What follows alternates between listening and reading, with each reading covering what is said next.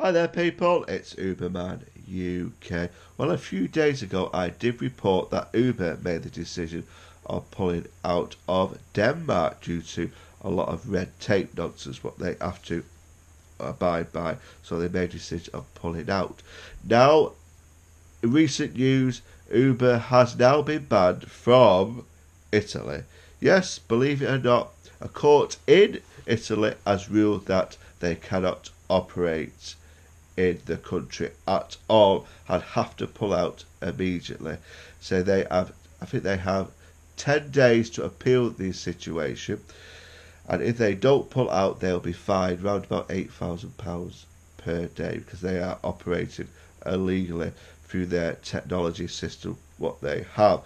Like everything, you know what Uber, everything's done on the phone, the smartphone, but Italy says it's not performed by the regulations in the country because this isn't, because they base this on a 25-year-old law where it says you have to book it a traditional way.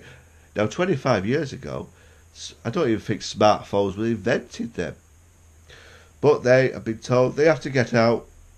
All their poor drivers who do Uber for a living has to stop immediately. It is a sad day, it really is, for them drivers. And it is quite worrying because, I don't know if you know, in London, their renewal for Uber is coming up May this year. And it'll be interesting to see what happens. Now, the contract, usually in this country, it lasts for 5 years. It's an operating licence, what lasts for 5 years. It comes up in May in London. So let's see what the decision is there. I think London will put some conditions on Uber.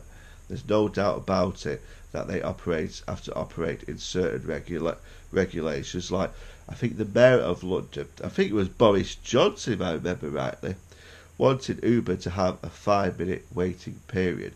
For example, when you drop off a passenger, you have to wait 5 minutes before picking another one up. Now, if you know about Uber, we like our regular jobs, our queuing system, because you might be driving one person to their destination and you get another request straight away. So that, I think that's one of the conditions what they might abide by to, and also they might put fare increases on the Uber app, because a lot of black cabs are saying a lot of people are going to Uber because they're cheap, which they are. So they might say you have to have the same conditions as black cabs. We'll just have to see. So it's coming up in May, and I will keep you informed about this situation. It is worrying because I'm just starting with Uber, and whatever happens in London spreads to the rest of the country. In the UK, there's so many different councils, and you can't just... London is one council, which is quite a big council, but there's hundreds more who get licences off Uber. It is worrying, it really is, because if, let's just say, they completely ban in London, it'll just follow. It really will. We'll just have to see, people. Well, it's nearly May, and we'll see what the decision is. I will remind everyone that it is May, which May is only like a couple of weeks away now, isn't it? So I will do an episode about that and telling people the decision is coming up in May, and I'll give you the final results. Now, I really think Uber won't pull out of the UK because they must have... I bet in London they've got 20,000 drivers, and the rest of the UK, I bet they're getting nearly 70 to 80,000 drivers in the whole of the UK. And there's millions of riders now. On average now, 10,000 new people sign up every day with Uber as a rider. 10,000. And the demand is really high in the UK, especially in Manchester where I work. Sometimes you can't even stop for 5 minutes. You have to turn your app off because it's that busy. I'll keep you informed, people.